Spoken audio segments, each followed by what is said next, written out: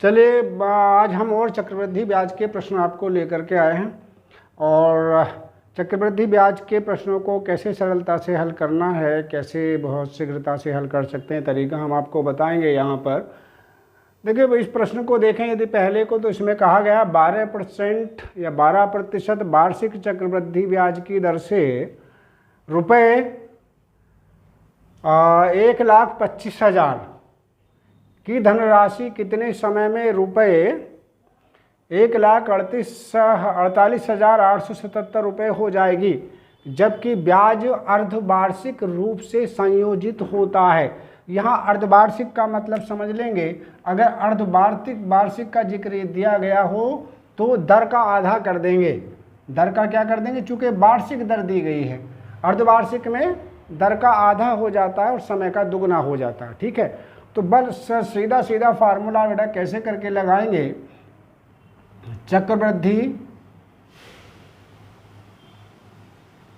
चक्रवृद्धि मिश्र धन का फार्मूला लगा दीजिए। चक्रवृद्धि मिश्र धन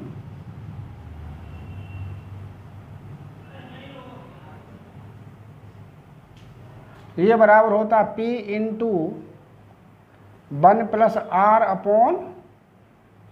R/100 यानी R/100 और पूरे की पावर। चूंकि अर्धवार्षिक कहा गया है तो यहाँ पर देखेंगे अर्धवार्षिक शब्द का जिक्र आया है, तो अर्धवार्षिक है तो यहाँ R/2 हो जाएगा और यहाँ 2n हो जाएगा। बस इतना आपको मान रखना भाई।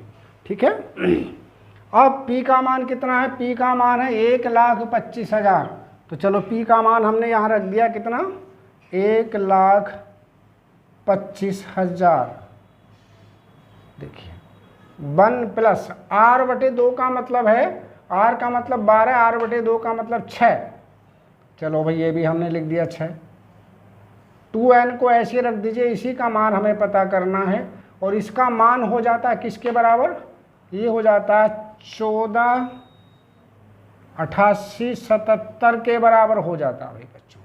77 है लास्ट में, ये हो जाता है आपका। ठीक, अब आपको कुछ नहीं करना। देखिए करना क्या भाई, इसे काट देंगे हम। यहाँ 2 तिया 6 और ये हो गया आपका 50।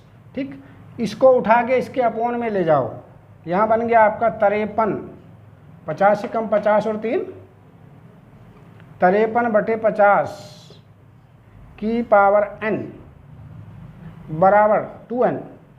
चूँकि समय का दुगुना कर देंगे इसलिए 2n लिखेंगे। बराबर कितना भाई? या 14,88,77/125 के आगे ये 3 0 आप यूज करेंगे। तो देखिए ये तो 50 का क्यूब है, ऊपर वाला 53 का क्यूब है, तो ये लिखेंगे 53/50 की पावर 3 होता है भाई ये इसका मान। ये 53 की पावर 3 है, ये 50 की पावर 3 है। 5 पंजे 25 पंजे 125 और 3 0 आपके आ जाएंगे। तो देखिए यहाँ भी 53, यहाँ भी 53, यहाँ भी 50, यहाँ भी 50। तो 2n बराबर किसके हुआ? 3 के। इसका अर्थ ये हुआ, ध्यान से देखिएगा, 2n बराबर 3 वर्ष, यानी n का मान हुआ 3/2, यानी 1 सही 1/2 वर्ष आपके हो जाते हैं भाई बच्चों हमारे। तो कौन सा आंसर हुआ इस प्रकार से? 1 सही 1/2 वर्ष, ये आपका आंसर आपका बन जाता है। ठीक है, तो ये भी इसका आंसर आपको प्राप्त हो। अब देखिए एक और प्रश्न देखेंगे। इसमें कहा गया 1,000 रुपये की धनराशि पर 5% वार्षिक दर से 2 वर्ष के चक्रवृद्धि ब्याज तथा साधारण ब्याज का अंतर कितना है। तो ऐसे प्रश्न में क्या करेंगे भाई? पहले इसका चक्रवृद्धि ब्याज निकाल लेते हैं। चक्रवृद्धि मिश्र धन फाइंड आउट करेंगे पहले। चक्रवृद्धि 2 वर्ष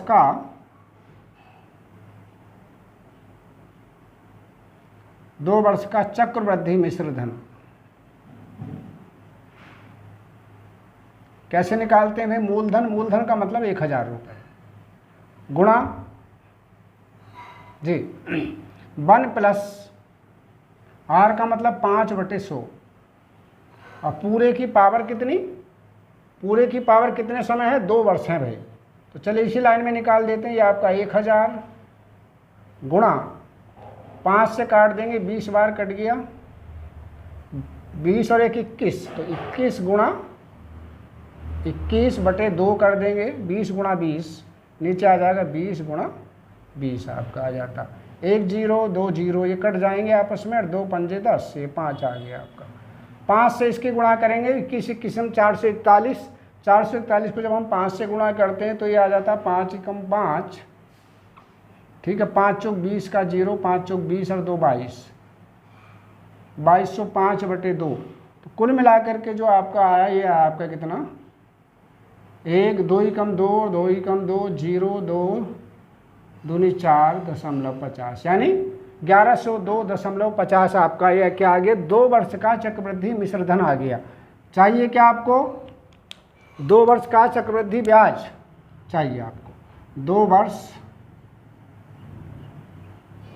का चक्रवृद्धि ब्याज। ब्याज कैसे निकालते हैं, इसमें से हम क्या करेंगे, मूलधन को घटा देंगे भाई, यानी 1102.5 में से या 50 में से 1000 को आप घटा दीजिए, तो ये कुल मिलाकर के आया 102.50 रुपये, ठीक है। अब साधारण ब्याज आप निकाल लीजिए। तो साधारण ब्याज कैसे निकालेंगे, साधारण ब्याज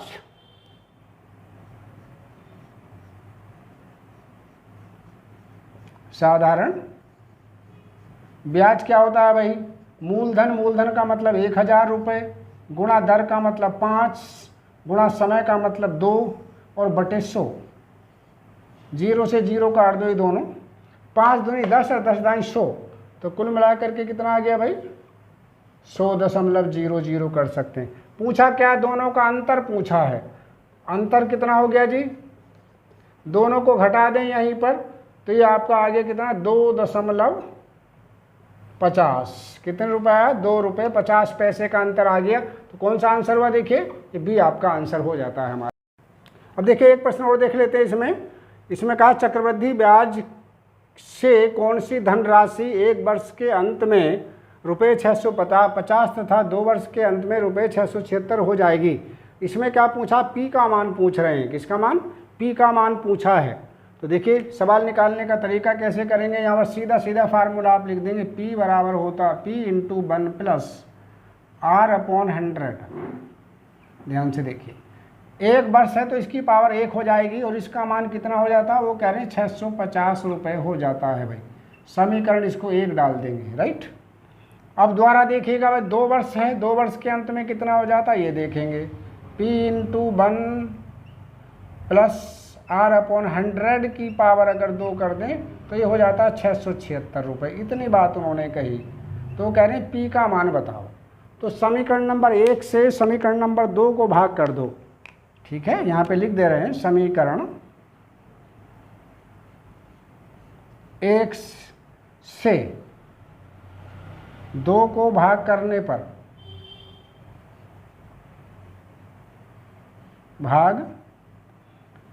पर बस आंसर आपका आ ही जाएगा। तो देखिए कैसे, जब इसके बटों में ये लिखेंगे तो P से P कट जाएगा, 1 प्लस R/100 की पावर 2 है तो 1 पावर बच जाएगी, 1 प्लस R/100 की पावर 1 बच जाएगी, बराबर यहाँ क्या आ जाएगा 676/125, 676/650 कितना 650। अब ये मान समीकरण 1 में हम उठा के रख देंगे, कहाँ रखेंगे, इसको समीकरण 1 में ले जाओ। समीकरण 1 क्या जरा बताओ, ये समीकरण 1 देखिए ध्यान से, क्या मान है P को ऐसे रहने दो भाई।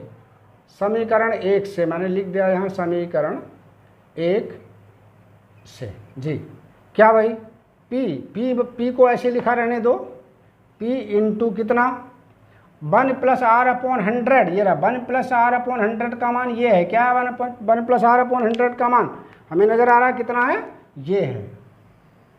इसकी जगह पर लिख देंगे कितना 676/650 और बराबर में क्या चल रहा है भाई 650।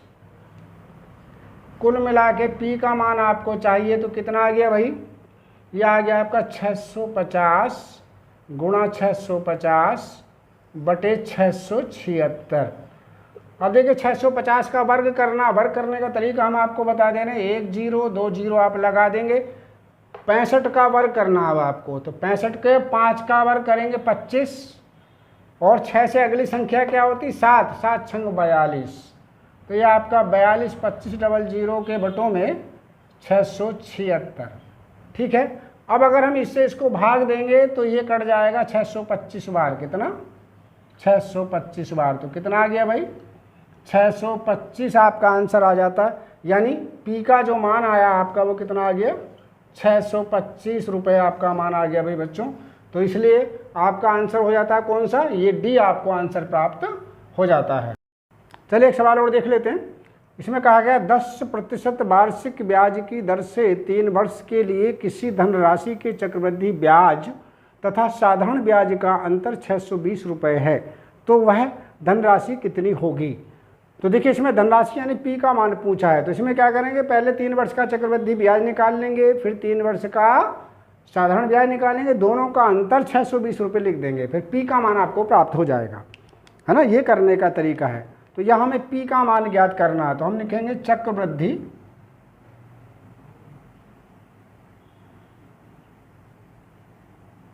चक्रवृद्धि ब्याज।